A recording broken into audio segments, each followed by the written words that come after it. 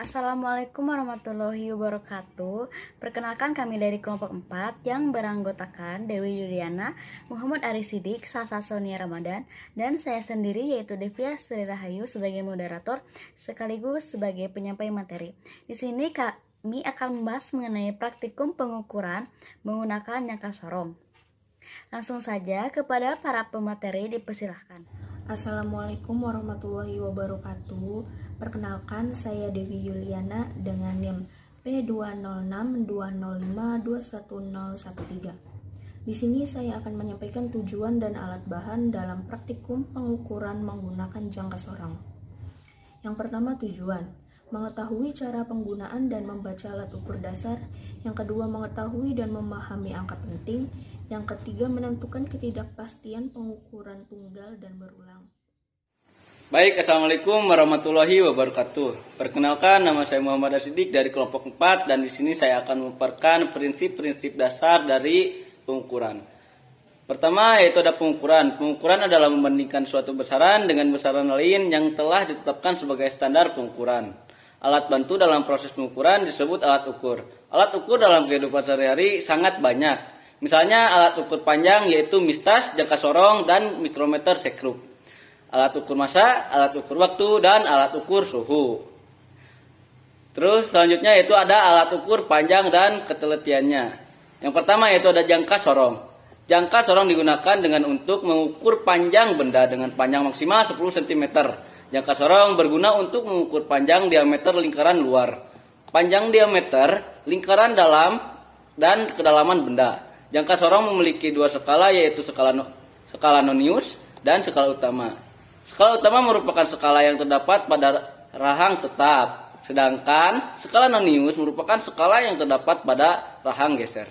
Jangka sorong memiliki skala terkecil yaitu 0,1 mm, yang artinya nilai antara dua gores yang berdekatan adalah 0,1 mm. Dalam jangka sorong yaitu ada angka penting. Angka penting adalah semua angka yang diperoleh dari hasil pengukuran termasuk angka terakhir yang ditaksir atau diragukan. Angka-angka penting ini terdiri atas angka-angka pasti dan satu angka taksiran yang sesuai dengan tingkat ketelitian alat ukur yang digunakan. Selanjutnya itu ada ketidakpastian pada pengukuran tunggal. Pengukuran tunggal merupakan pengukuran yang hanya dilakukan sekali saja pada pengukuran tunggal. Nilai yang dijadikan pengganti nilai benar adalah hasil pengukuran itu sendiri. Sedangkan ketidakpastiannya diperoleh dari setengah nilai skala terkecil instan yang digunakan. Mungkin sekian dari saya. Wassalamualaikum warahmatullahi wabarakatuh.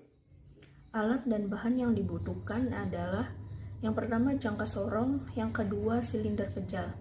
Sekian dari saya. Wassalamualaikum warahmatullahi wabarakatuh. Perkenalkan, nama saya Devia Sri Rahayu dengan nomor NIM P20620521015. Di sini saya akan menjelaskan mengenai prinsip kerja pada praktikum pengukuran menggunakan jangka sorong. Yang pertama, membuka rahang jangka dengan cara mengendorkan skrup pengunci. Menggeser rahang, geser jangka sorong ke kanan, sehingga benda yang diukur dapat masuk di antara kedua rahang atau antara rahang geser dan rahang tetap. Yang kedua, letakkan benda yang akan diukur di antara kedua rahang. Yang ketiga, menggeser rahang geser ke kiri sedemikian sehingga benda yang diukur terjepit oleh kedua rahang sekaligus mengunci skrup pengunci.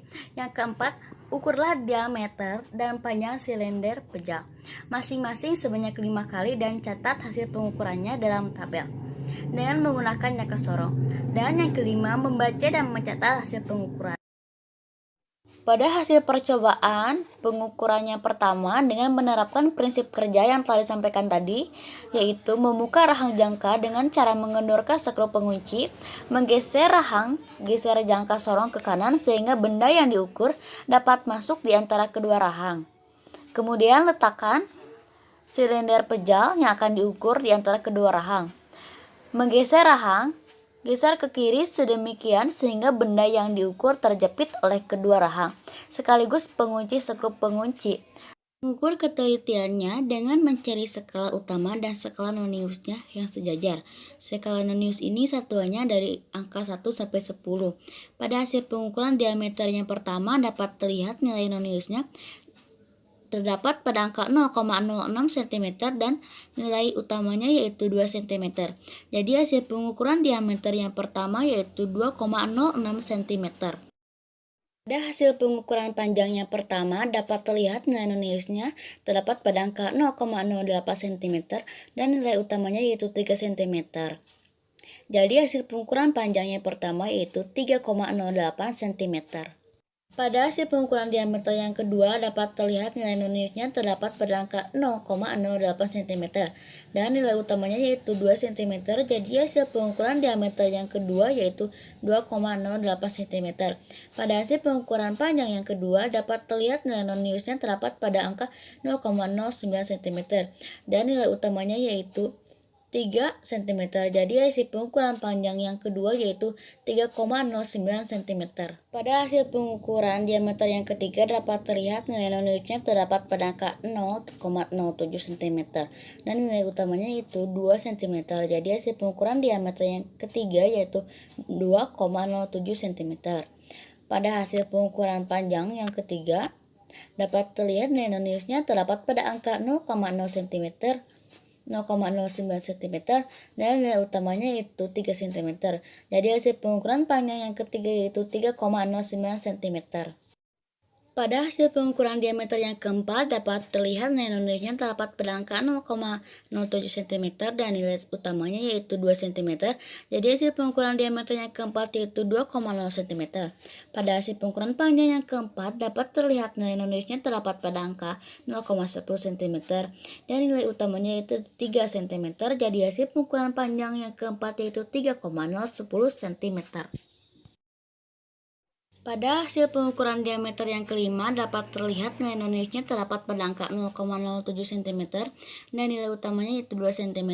Jadi hasil pengukuran diameter yang kelima yaitu 2,07 cm.